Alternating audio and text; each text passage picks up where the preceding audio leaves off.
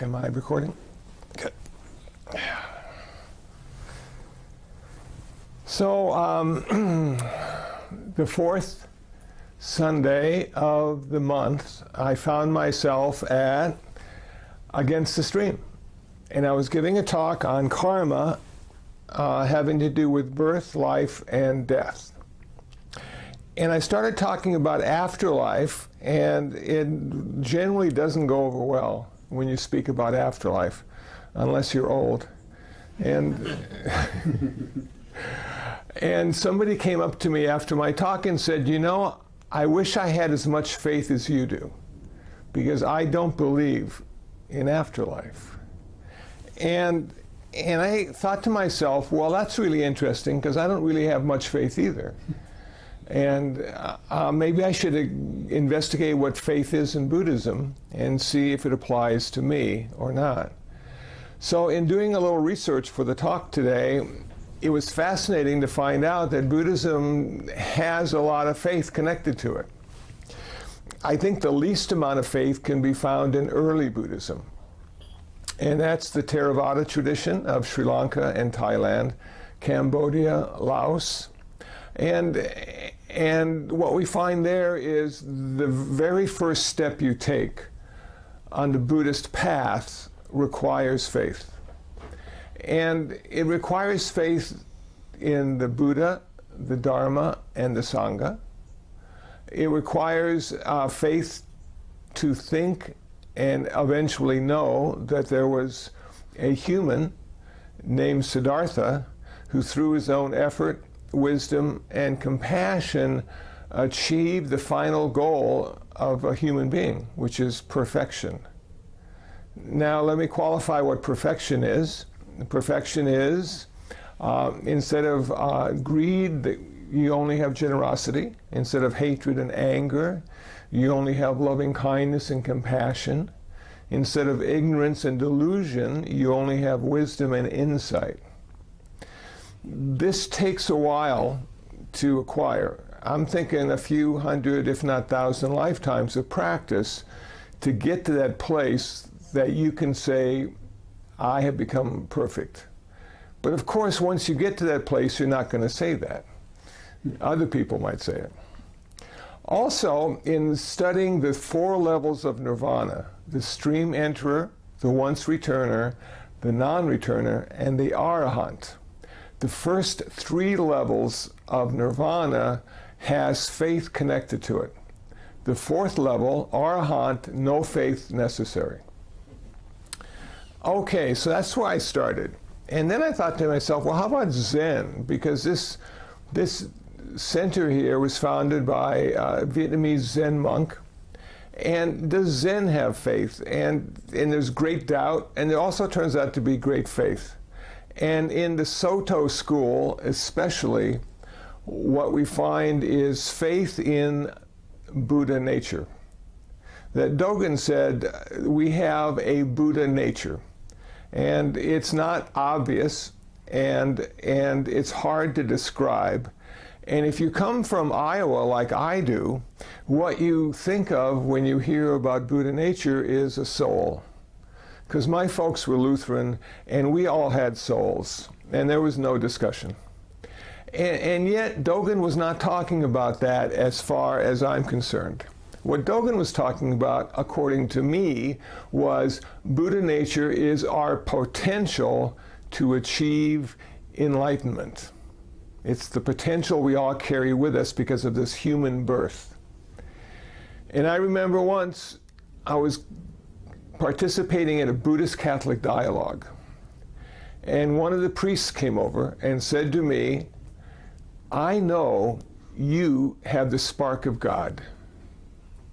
And I looked at him and said, I know you have Buddha nature.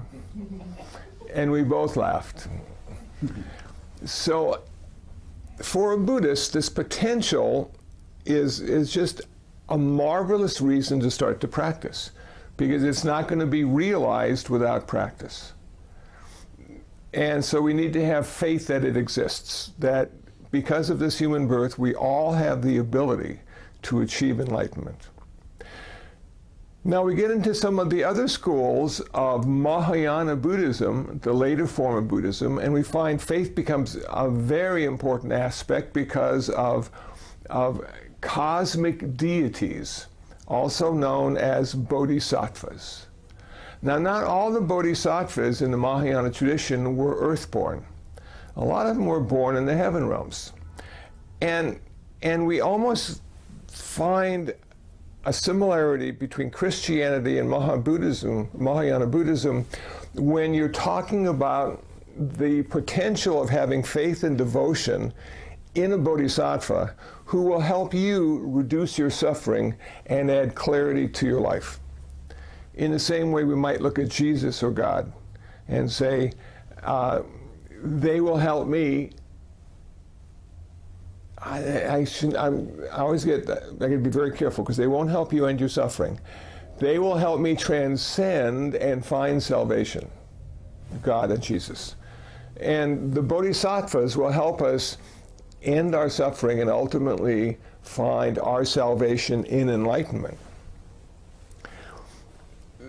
The Lotus Sutra is one sutra that really defines faith well.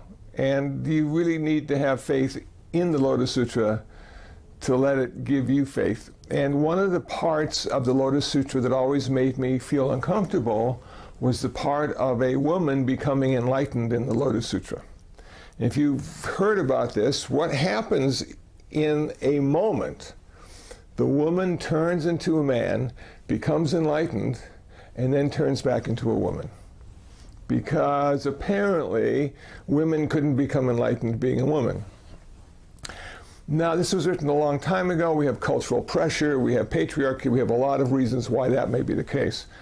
But for me, I found that to be a stumbling block in really accepting the Lotus Sutra as being something the Buddha would have talked about. Because when the Buddha was asked if women could achieve nirvana, he said, of course.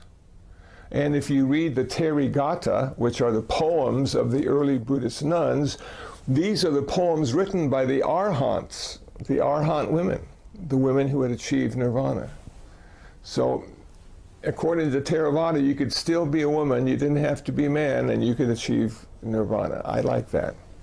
But now we come to this place that really sort of catches me off guard and turns out to be the most popular form of Buddhism in Asia, and that is Pure Land Buddhism. And they have a bodhisattva which turned into a Buddha named Amitabha Buddha, and he has his own heaven realm. And if you have faith, vow, and devotion towards Amitabha, and you say his name 3 times in your life with faith, vow, and devotion, he will personally escort you to his Pure Land. And in his Pure Land, you will be taught the Dharma by all things there.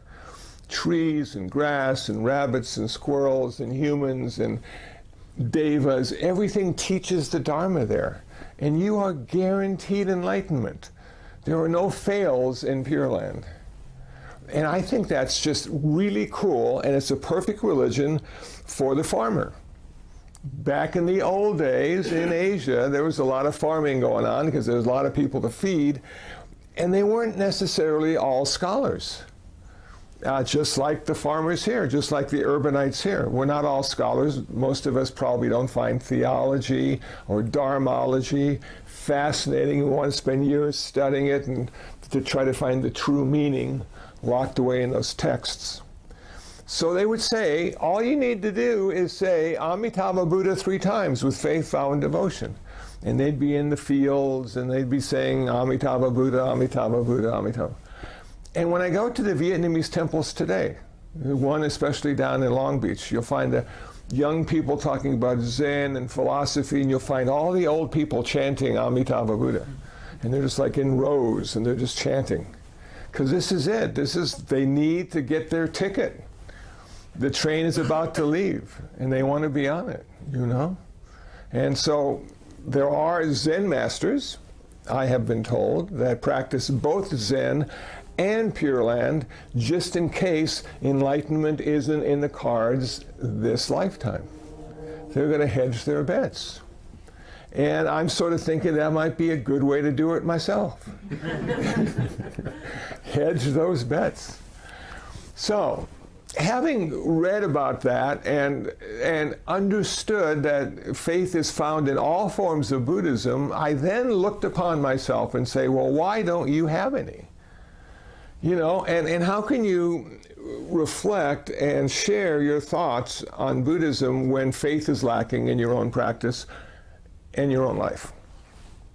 Well, you know, I might have had faith at one time, but I probably became disappointed. Because when you have faith in something, you're not sure of the outcome. You're hoping it's going to turn out the way you want it to, and you have faith that it will, and people tell you to have faith, and then it doesn't. And it sort of just makes you second guess everything, you know? And so I went on this very empirical journey saying, you know, if I can't experience it, it doesn't exist in my life. It might exist in the lives of others, but not in my life because I haven't had the direct experience.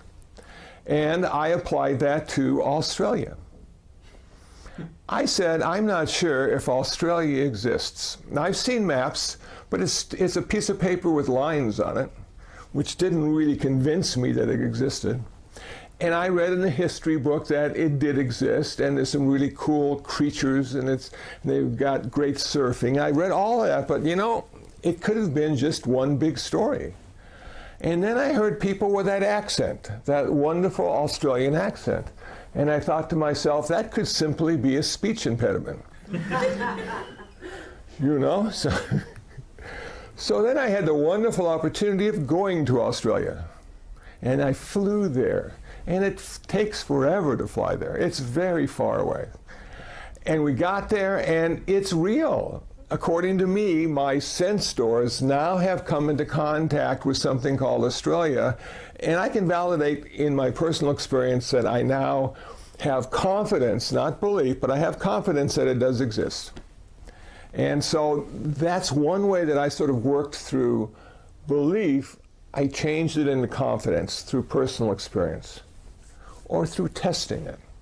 You know, the Buddha in the Kalama Sutta told us not to believe anything just because the elders tell us it's true, or because you read it in a book someplace, or even if the Buddha said it, you don't have to believe it's true. We're not sure what the Buddha said. It was written down long after he died.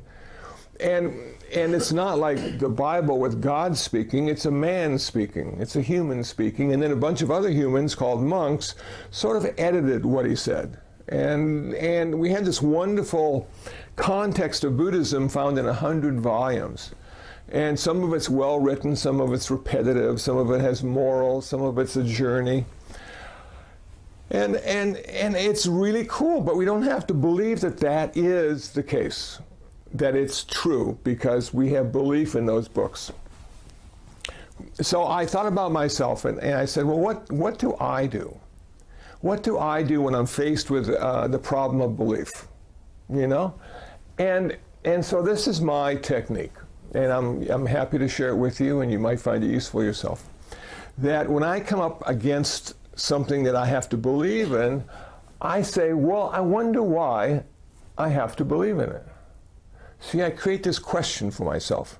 What's the reason behind it? Why did the Buddha say there was an afterlife? 33 heaven realms, 33 hell realms, 6 realms. Why did he say that? Why is it reported that he said that? Is it necessary for me to believe in it? Or can I find the cause or the reason for that pronouncement?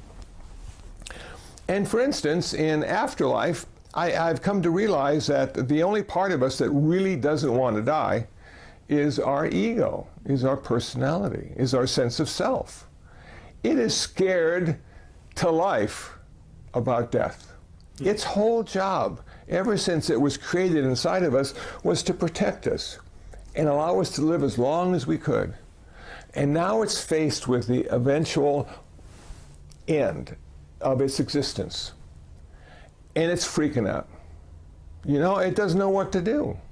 Our left hand could care less if our body dies.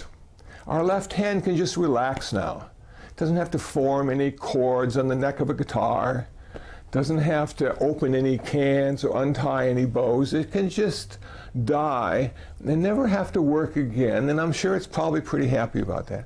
But the ego is screaming. And afterlife may be just what we need to make the ego feel a little more calm and secure in its existence by telling it it's not over yet. This is just simply the beginning of another journey. You'll live again. You'll become somebody again. It'll be wonderful. And all you have to do is die once. And so we have all these really well thought out stories about how to die, where we're going to go, and how wonderful it's going to be. You only hear a couple short stories on hell, but you read novels on heaven. And it's going to be wonderful. You're going to see all your friends there. You're all going to be a certain age, the age you like the best. And you'll recognize them. And forever and ever, you'll be around them. And won't that be wonderful? Probably not. But in that initial understanding, it sounds just great. And all the dogs and cats that have died that you've had as pets, they'll come running towards you saying, "Welcome, it's about time. We were waiting for you." And now the ego is looking at, yeah, this is going to be really good. When can I die? Do I have to wait or can I go right now? And so in Buddhism we say, well, no, you can't go right now. The first precept is not to take your life or anybody's life or any life of anything. So no, you can't go right now. You're going to have to wait. But there's the one thing you're going to be sure of. Death. And it's going to be marvelous. It's going to be spectacular. And there you are in the hospice, barely able to breathe, eyes half open. You know, spasms going through this body that's getting ready to exit the world. And the hospice worker is reading to you from the Tibetan Book of the Dead, saying this is what you need to experience consciously. Because as your consciousness dies, it'll start to break up and your personality won't be as strong as it used to be and won't be able to hold together all those concepts and ideas and stories and narratives of who you are. You're going to have to let them go. You're going to become more and more transparent, and there'll be a certain ease of letting go. And then there'll be that wonderful last breath, which will be the first breath of the next lifetime. And that wonderful last thought, Amitabha Buddha, which will be the first thought of the next lifetime. So just relax and let go. And then you die. And then, according to Buddhism, within 1 day, 7 days, 49 days, 6 months, 1 year, you're back. And you're getting ready to have another life. But it's not going to be the same ego. It's not going to be the same you. There's no relationship at all to the last life except for karma. And sometimes it's hard to see that causal connection in this lifetime. So people say, do you believe in afterlife? And I say, no, but you know what? That's what Buddhism says. But I didn't ask you that. I said, do you believe in it? I said, well, I'm just telling you what Buddhism says. That's my job as a monk, to tell you what Buddhism says. It's not my job to validate it, because I can't. I can't validate it for you. You have to sit down on the cushion, you have to meditate, you have to read the Dhamma, you have to understand it at whatever level you're coming at it from, and then yes, you will know too. You will know that that is Buddhism, and is Buddhism true to you? And then you'll say, well, you know, I took the 5 precepts because I had faith that it was true. I took the 3 refuges because I had faith that this will be my truth eventually. And as I'm working up to that ultimate truth that I'm going to accept as being reality, I have confidence in every step I take because it self-validates. It doesn't ask you ever to believe in something. It asks you to always test it out. Your laboratory, the Zendo, or the Buddha Hall, or your retreat, or your daily practice. That's where you test it out. That's where you see if it will be true for you. And faith is never really truth. Faith is a truth that might happen, you know? And I've always been skeptical of things that might happen because for me, they didn't. And I was always disappointed, you know? I remember at the age of 11, I went to a holiday celebration and Santa Claus was there. And I'm going, finally I get to meet Santa Claus. I've been wondering about him. And I looked at him and I could see he was wearing a beard and makeup and a shabby suit. And all those ideas of Santa and the reindeer, they just died right there. No more faith. And then the Easter Bunny died. I'm just losing it all along the way. All these things I grew up with, they turned out not to be true. They required faith. And I lost that faith. So I saw through the illusion of Santa Claus and the Easter Bunny. But then you apply it to work and your boss. Oh, he's going to be a great boss. He's going to be honest, and he's going to have equanimity and treat all the employees the same, and blah, blah, blah. And then they don't, because they're human. And some employees are the favorites and others aren't, and you just go, man, I can't even be the favorite. What's wrong with me? So you lose sort of faith in the system, and you get some presidents, and you get some Congress, and you get some wars, and you just go, man.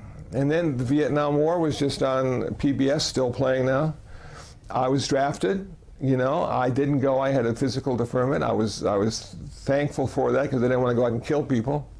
And then you read all the things that were behind the Vietnam War. They were stopping communism. And it wasn't about Vietnam, it was just communists were coming our way. And if they took over Vietnam, they would take over the world. And I'm thinking, you know, 1930s, 1940s, the red threat. You could always tell a communist by the way they smoked their cigarettes. You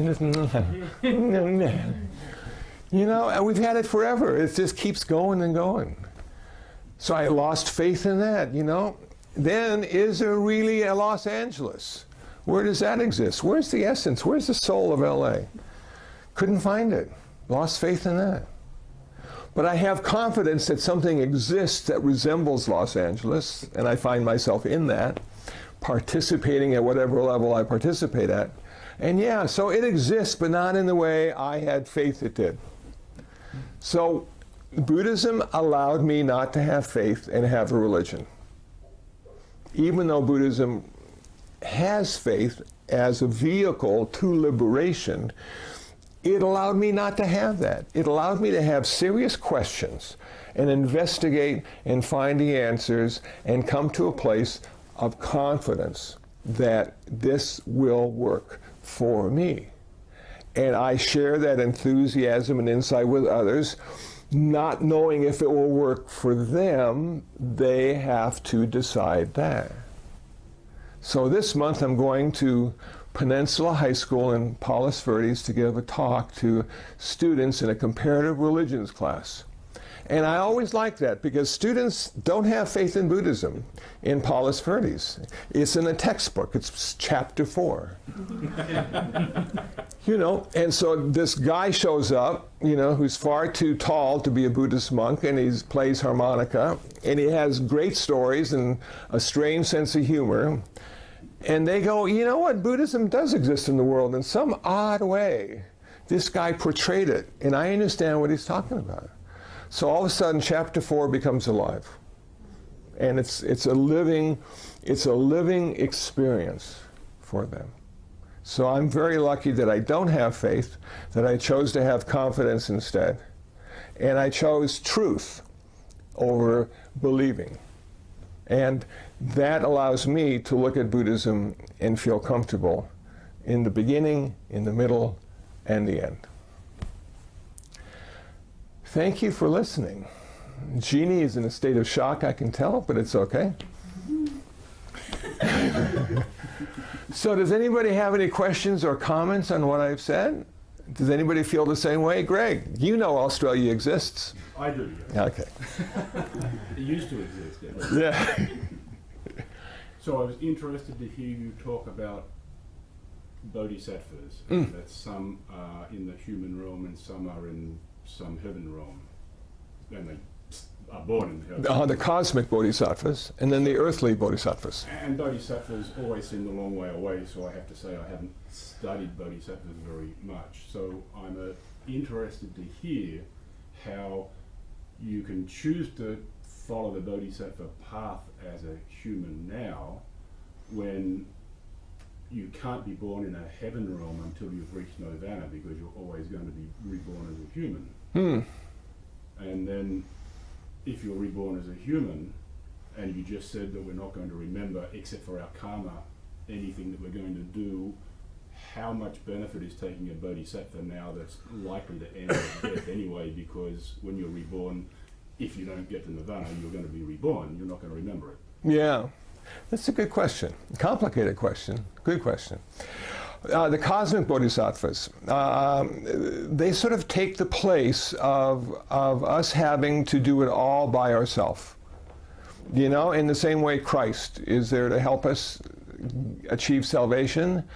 The bodhisattvas are there to help us achieve enlightenment. Is it the same bodhisattva though? Is a bodhisattva who's born in the heaven realm and a bodhisattva? Well, there you go. And we got the cosmic bodhisattvas and the earthly bodhisattvas. And the earthly bodhisattvas, to oversimplify it, would be someone who takes the bodhisattva vows to be of assistance to all sentient beings until they achieve their enlightenment.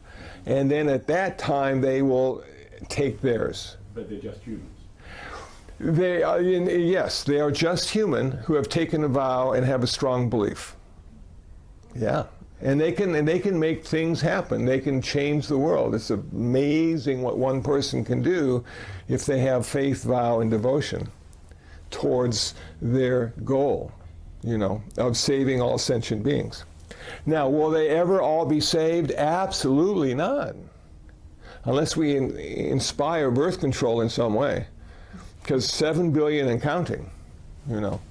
So we're going to have far too many people to save. Even 10,000 bodhisattvas will have far too many people to save. But the process continues, and it gives the bodhisattva something to do in this lifetime. But the cosmic bodhisattvas are special because they're almost like deities of sorts. And there's a certain power in praying to them and asking them for help, that it allows you to surrender to your experience and not have to fight it any longer, but to seek a new way to resolve the issues you find yourself in. So we're not going to aspire to be a cosmic bodhisattva. That's something that's... No, that's something that I don't think we have control over. Yeah, but we can aspire to be an earthly bodhisattva and be of service to all sentient beings. And so, which is a worthy goal. You know, we could say that we have to help others in order to help ourselves. And I like that mindset. I think it's useful. Thanks, Greg. Hi. Thank you for your talk. I think it would be fair to say, this is given my very limited understanding of Buddhism, and all of which I know only through here. I thought the whole point, or to me the beauty of being Buddhist, was that you don't need faith. Like if you could validate it... Okay, now the whole point of being a Buddhist is not to need things? Wait, no, not the whole point, but the beauty of Buddhism, for me, you know, having been raised Catholic, was that you don't need faith. Right? Like, you can't be Christian without faith. I mean, faith is a virtue, it's something in the Bible. If you don't have faith, you have nothing, blah, blah, blah, blah, blah. Right? But in Buddhism, I thought the beauty was you could dispense with faith. If you don't believe that meditation works, test it for yourself. And you'll see, you validate everything for yourself. Once you validate it, you don't really need faith. And it seems to me like if someone is, you know, bouncing around from religion to religion, you know, from Christian religion to Christian religion, and then comes, you know, trips across Buddhism and says, oh, I like this, you know, I'm going to put my faith in this, then it seems to me like, tongue-in-cheek, but to say, you will be better served in some other religion that really requires you to, you know, check your brain at the door and just believe stuff. Because here, we validate for ourselves, we think for ourselves, and if it doesn't work, then it doesn't work. And if you don't believe it, you don't believe it. So I guess I'm just having trouble. There's a paradox there. Yeah. A conundrum. Yes. Well, Reverend Shanti spoke with me the day before the talk, and he says, If you say there's no faith in Buddhism or belief, you're going to eliminate half of Buddhism. So there is faith and there is belief. And even in this temple, there is faith and belief. Now, we have a strong Theravada influence, which is different than a Mahayana influence when it comes to faith and belief and devotion. But when I go to the Sri Lankan temples, I see a lot of devotion.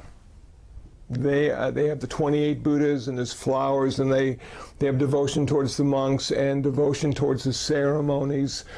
And it's a very important aspect of their religious life.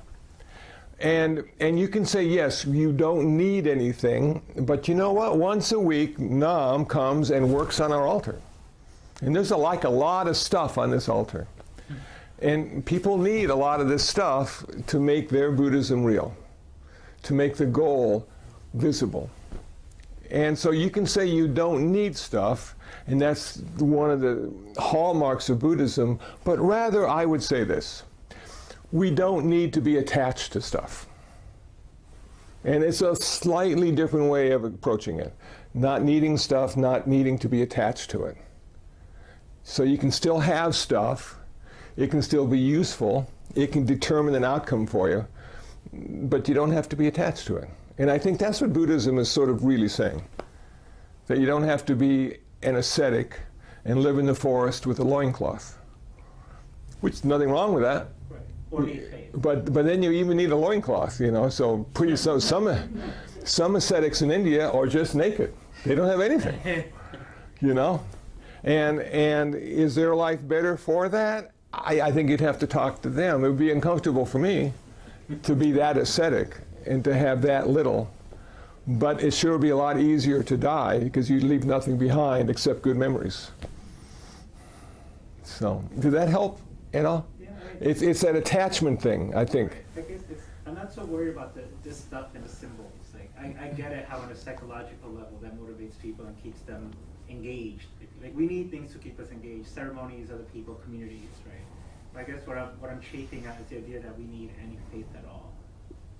Faith has any kind of bigger function than to just be dismissed when you're here. Yeah, Buddhism is more of an internal journey than an external journey, and you probably can't take the stuff you have with you on the internal, you know, but you have the concepts, and those concepts don't necessarily just go away. You know, before I moved in here 25 years ago, I sold all my musical instruments. Now, I'm not going to need them anymore. I'm going to be a monk. Well, if you saw my room today, you'd find a couple musical instruments. So I got rid of them initially, but I didn't get rid of the attachment for them in my mind. And that comes, I'm assuming, with nirvana. And then I probably won't need or want to have any musical instruments because I'll be concerned about others and their suffering. And there you go.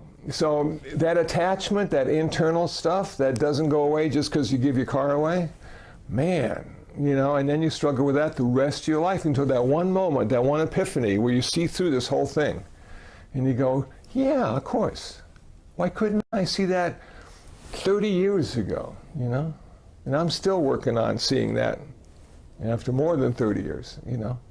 But one day it'll happen, you know, and then I'll have a yard sale. Jeannie, did you have something? I had two questions. But the first one is I got a little confused because I hear you saying that you do believe there's an afterlife, and you kind of describe what... No, I said I understand why Buddhism has an afterlife theory. Okay. I didn't say I believe in it. Oh, okay. But I understand it, and I can explain it fairly well. But do I really, really believe and think that it's the case? I don't know. I haven't. I'll tell you in a couple of years. Yeah. And then another thing that was going through my mind was that in Pure Land, it seems to be that the goal is to uplift other sentient beings. Mm-hmm. And that, in a sense, is like thinking that you may have the answers, and so other people are below you or something. Mm. It kind of that went through me as you said that my purpose should be, if I am Pure Land, to save others.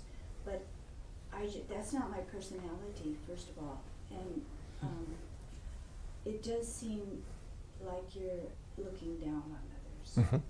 I agree. There's no equanimity about that. And so I think the idea for me is not to save others, because number one, you can't. And number two, I'm not saved either. But to tell people what I'm doing in my own salvation. And if they can hear that, most people aren't going to hear what you're saying. They're going to hear as much as they can, as much as they understand, depending on their circumstance and who they are. But they're not going to hear everything. So I repeat what I'm doing. I repeat how I reflect on certain things, like belief. I understand why it's in Buddhism. I don't have to believe it's true, but I can tell you why it's there, or why I think it's there. And then the idea of saving others, it probably comes from, well, we're all suffering in Buddhism. We're all suffering. And the Buddha taught us how to end our suffering. So if I can share what the Buddha said about our suffering, it can be useful to others who are also suffering. If they can hear it. Yeah. You know, and that's the tough part, because not everybody's going to hear it or want to hear it. Yeah. Most people may not think they're suffering enough to warrant going to a meditation retreat, you know. And then, of course, while they're on the retreat, then it becomes apparent to them how much they are suffering. And then they start wondering why they were there. And then, and then it continues, you know. So, yeah. So is that helpful? Is that explain? Okay. Because I don't think we can save anybody. Yeah, my own personal feeling. Yes, we can help to people. Yes. Yes. You can, I think that's some ideas, saving mean help to other people. To think of the bodhisattva as somebody, as a being that relieves suffering, that either talks about their own experience or does something for other people. Not that they're saving the world, just to do what the Buddha did, contemplate about suffering and how it could end. Yeah, and there's a book out called Why Buddhism is True. Have you heard of that book?